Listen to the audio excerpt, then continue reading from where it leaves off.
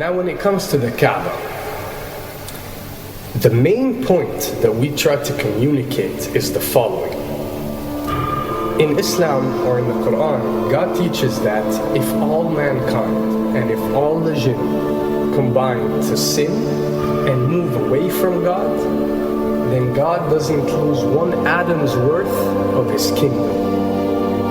And if mankind and jinn combined to dedicate every second of their life to prayer and to worship of the one God, then God's kingdom doesn't gain one atom's worth as well. What does this philosophy teach you? It teaches you that God is not in need of you, or your practices, or your worships, or your prayers. You are in need of these practices and these worships. You are in need of God and not the other way around. If you can understand that philosophy, then you can appreciate prayers and what they are meant to do, which is basically enlighten you.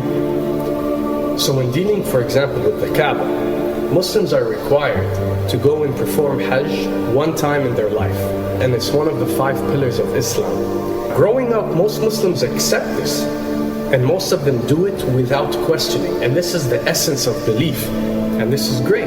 But at the same time, this doesn't mean that if you question or research, you're going to come back with negative or bad answers. The opposite is actually true. So when we started researching into the esoteric agendas and we started researching the elite, we found out how much certain type of practices and rituals can affect your lives.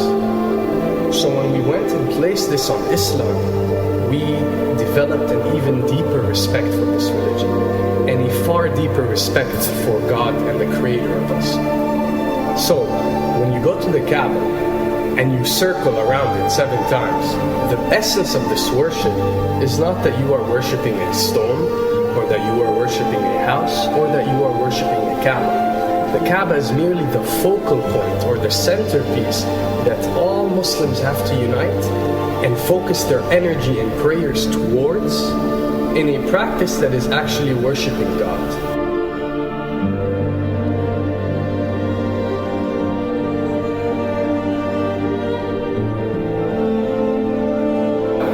Now, going in circles counterclockwise does not break you away from time and space. But the fact that the energy of the Kaaba is the strongest energy on earth and it flows counterclockwise, by you flowing in correlation with this energy, you are uplifting yourself.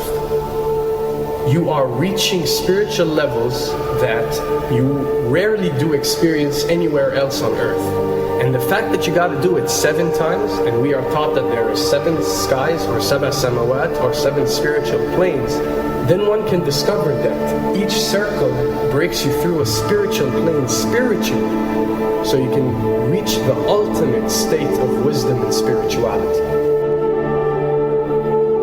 Does this mean that only Muslims can reach this level? Does this mean that if you're not Muslim you give up or you reject this information? Not at all. In essence, any one of you, regardless of what your faith is, if you are dedicating your worship and your journey to the one and only Creator and not anything created, then you are on a righteous path.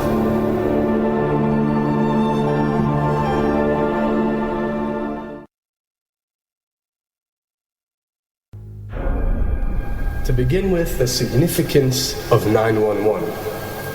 What you have to understand, and what we are trying to explain, is that when dealing with extra dimensions, or when dealing with beings from extra dimensions like jinn, for example, or when dealing with the Illuminati, or the elite, or people that follow a certain type of esoteric agendas, although me and you communicate through words and letters, they have chosen a different type of language.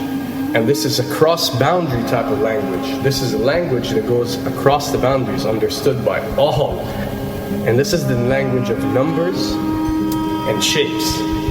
And this is why whenever you do research about these groups, you'll find out that they practice something called sacred numerology and sacred geometry. What does this mean? It means that each number is given a meaning. Each shape is given a meaning. A meaning is communicated whenever a shape is presented or a number is presented by these specific groups. I'm not talking about random people or random groups. We're talking about specific groups that follow this type of agenda. When numbers are used, it signifies a certain type of meaning. When shapes are used, the same is followed. So, in their definition, in a numerological sense, 10 is the Alpha and the Omega, or the God. 11 is a step above God. 101 is a step above God.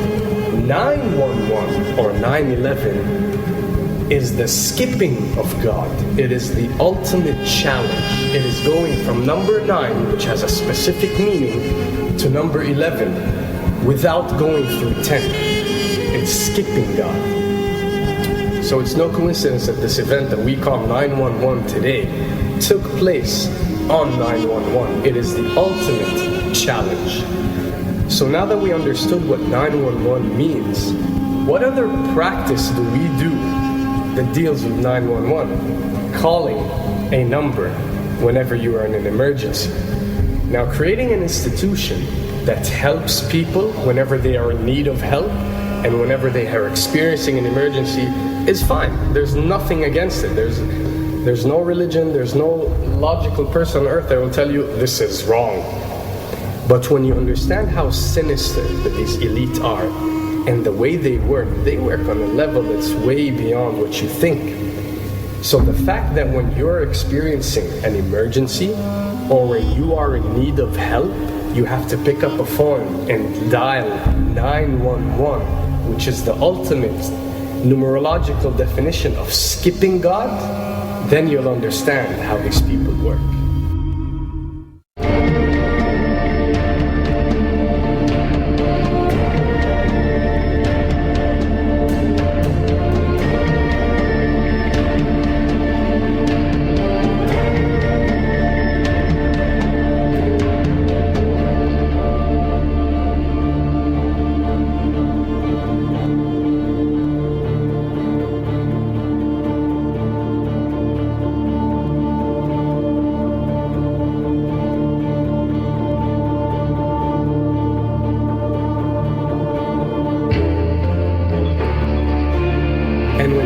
Rituals will recognize that everything adds up. For something to be a ritual, everything has to be in place, everything has to be perfect. And my advice is, if you want to recognize that something is satanic, it has to add up in all sense. The numbers have to add up, the shapes have to add up, the event has to add up, it has to have one general meaning. The pieces of the puzzle fit perfectly. That's when you recognize when something is ritualistic or satanic.